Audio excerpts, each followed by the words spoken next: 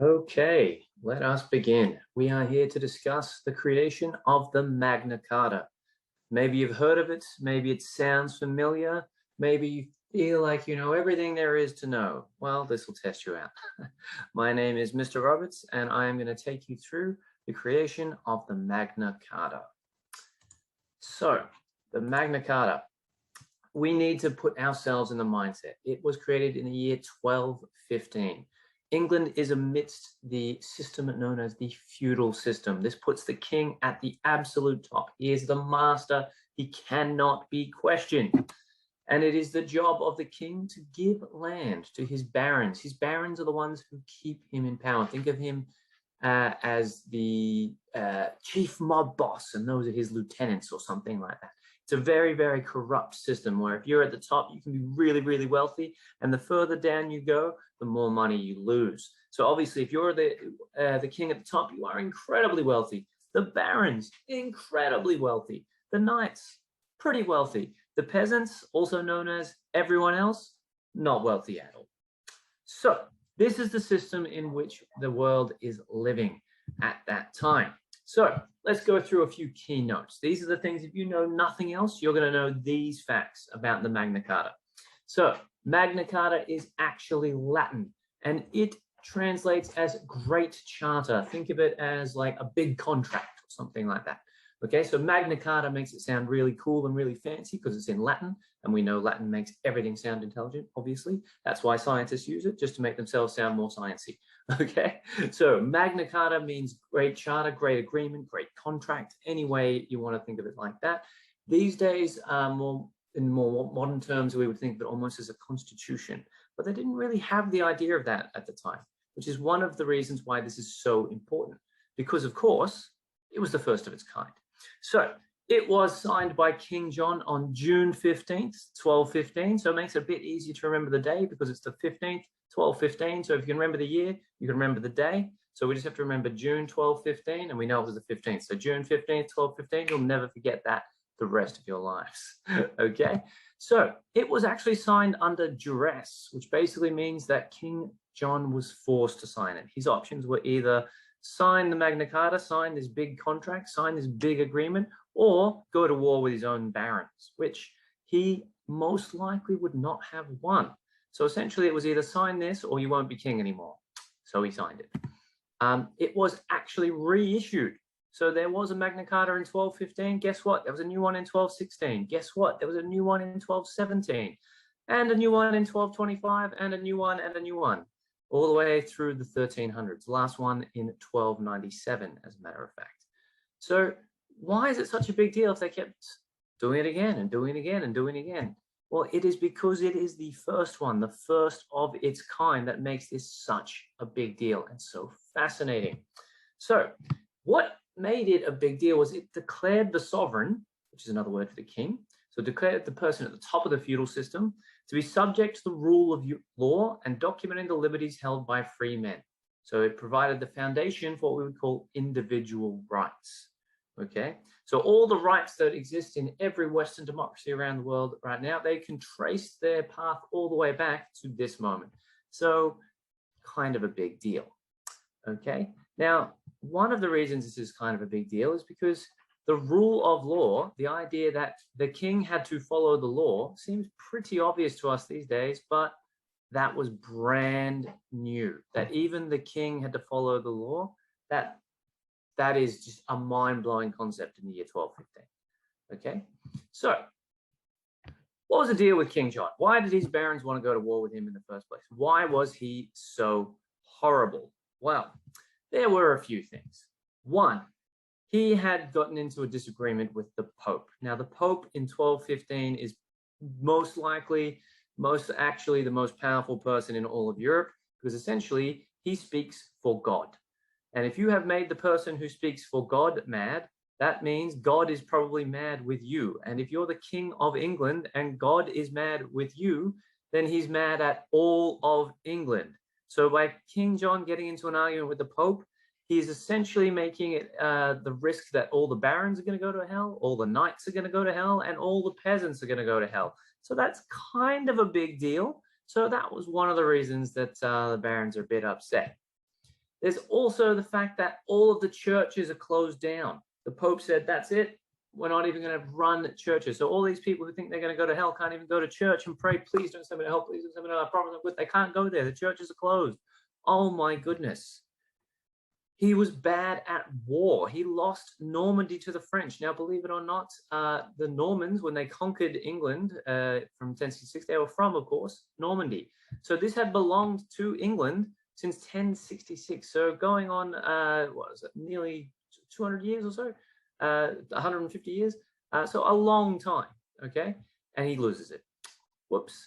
And of course, because he lost a war, he's losing money. He can't make the money off of that land anymore. So he raises taxes. And where does he get his taxes from? He gets it from the barons, who get it from the knights, who get it from the peasants. But the barons, who are second from the top in this feudal system, they start losing some of their more money to the king because he's raised taxes on them.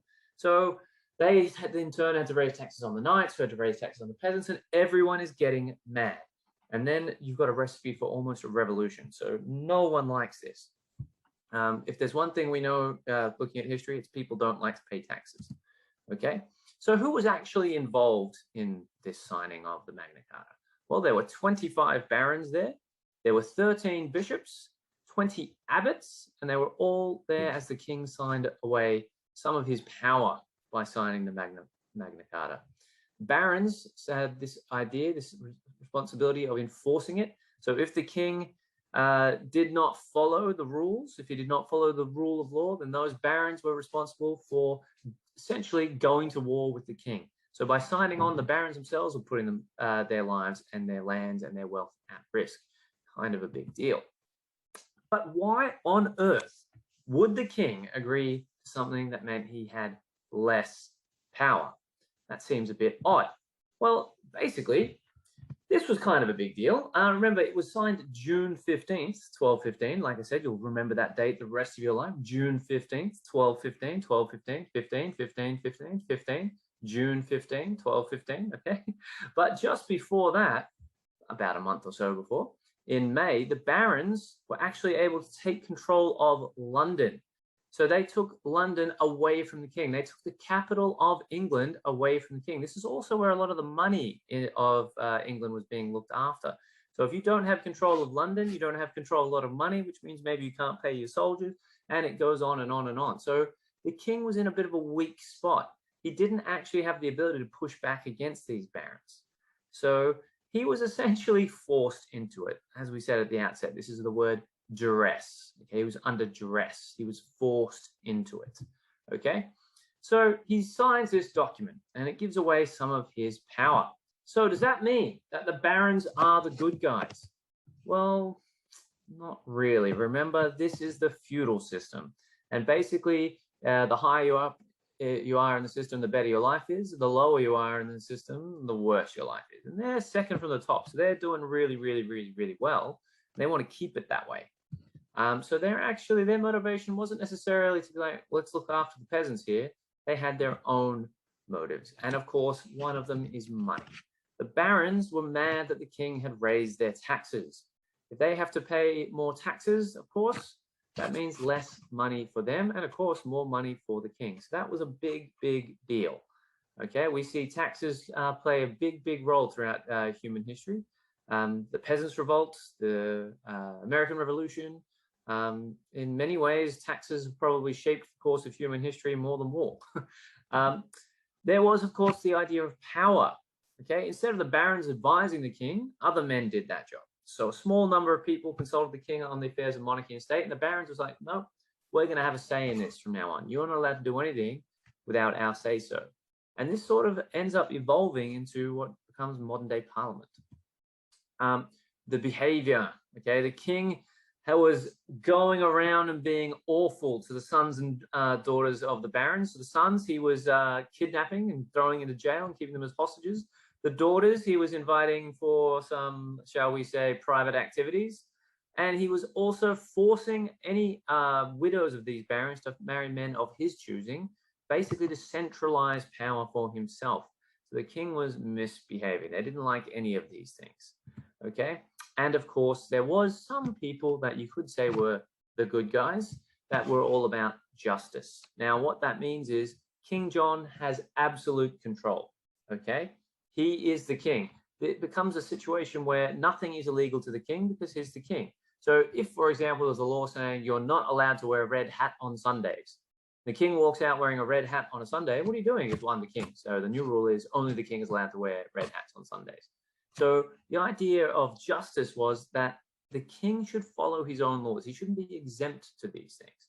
So that did play a part in it too. Okay, now this is perhaps the most important part of the Magna Carta here. Okay, this quote goes like this: "No freeman shall be taken or imprisoned or outlawed or exiled or in any way harmed, nor will we go upon him, nor will we send upon him, except by the legal judgment of his peers or by the law of the land." Now, that is incredibly convoluted and long, just like any legal document would be. But this clause essentially says you can only be sent to prison if you are found guilty in a court. That's essentially what it means. You can't just throw someone in prison, lock away the key. Okay, you need to arrest them, charge them, they go to court, they get a chance to defend themselves before they are sent away to jail. So this actually is the foundation of the justice system that we know today.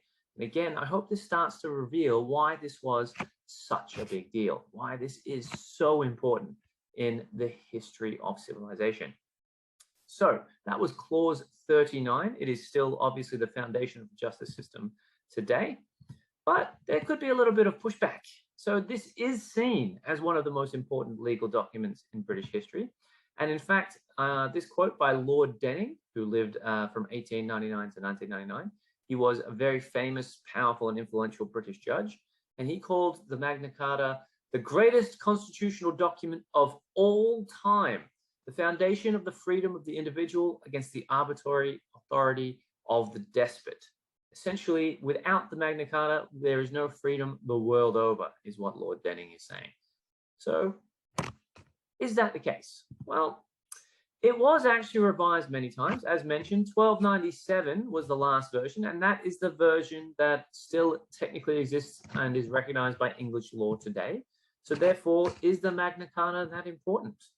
Well, King John did sign it on the 15th of June in 1215, but it didn't last that long technically. So he actually asked the Pope, who he was technically in an argument with, to nullify the agreement. Nullify meaning nix it, exit it, end it, say he doesn't need to follow it. And the Pope followed. Why on earth would the Pope do this? Well, at the time, the idea was that you were king because God wanted you to be king. And therefore, you had this thing called divine right, the divine right of kings. And God chose you to be king. So therefore, people cannot restrict you by law. Only God can rule you. You might be thinking, why on earth was the Pope care what's going on? Well, because the Pope is also able to rule the same way. He is picked by God, chosen by God. That's what makes him so powerful. So if he allows a document to exist in Europe that says, actually, just even though you're chosen by God, the people can still tell you what you are and aren't allowed to do. If he allows that document to stand for kings, then maybe someone will bring a document like that for the Pope. That was what he was worried about. But to this day, there has been no Magna Carta for the Pope, technically speaking. And the other thing is the war with the barons that the king was trying to avoid. Well, it ends up happening anyway. So this Magna Carta document, which was supposed to say, all right, I will abide by these rules and this will happen and we won't have a war and we'll save some lives. Well, because the Pope overturned the agreement, the war ends up happening anyway. The king actually died not too long afterwards, which is one of the reasons why the Magna Carta is reissued, and he dies of dysentery. Now, this is actually a leading cause of death for many powerful figures throughout history. If you don't know what dysentery is, congratulations, I hope you never find out. But it is a very unpleasant way to die, yet it is also, in some ways, a very hilarious way for people to die, especially someone like King John. So I'll leave you to do your own research on that one. Now, this is what it was said about John. John was so hated that hell itself was made fouler by the presence of John. Wow, that is quite the statement. Hell, as awful as it is, was made even worse because King John ended up there. Oof.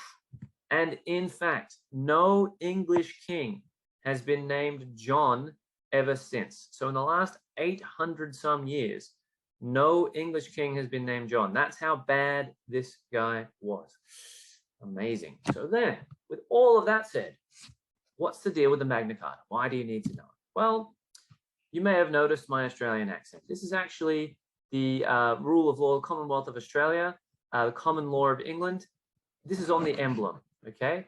Magna Carta, 1215. So you can see this Western tradition, I do say Western, of course, of tracing the lineage of the rule of law back to the Magna Carta. So in many ways, the Magna Carta, it's more about the myth.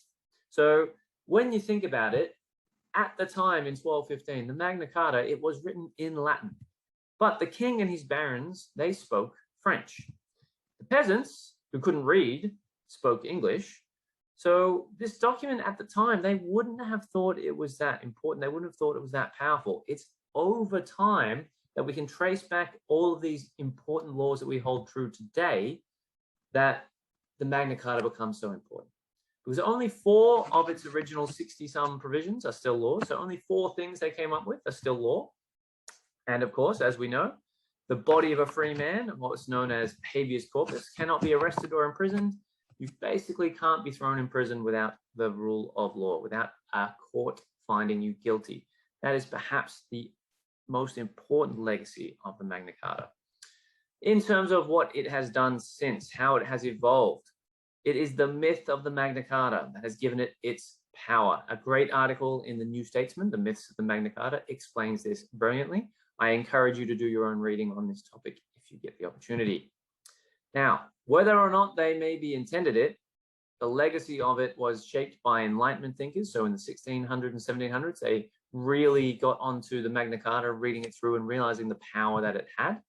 And this is a short list. I could go to a complete list, but a short list of what the Magna Carta has influenced. So the UN Declaration of Human Rights, influenced by the Magna Carta. The French Revolution was influenced by the Magna Carta. The American Revolution was influenced by the Magna Carta. The English Civil War of the 1600s, King versus Parliament, the Code Napoleon, the US Bill of Rights, the US Constitution, the abolition of slavery, votes for women, and so on and so on and so on. Essentially, the democracies of the Western world that people live in today can trace their lineage back to the Magna Carta, or at the very least, to the legend of the Magna Carta, which, as we all know, was signed June 15th, 1215, and we'll never forget it. So, with all of that said, I hope that you come to the realization of this. The notion that no one is above the law is seemingly quite obvious today, but that is the mind-blowing legacy of the Magna Carta. I hope you enjoyed learning about this. See you next time.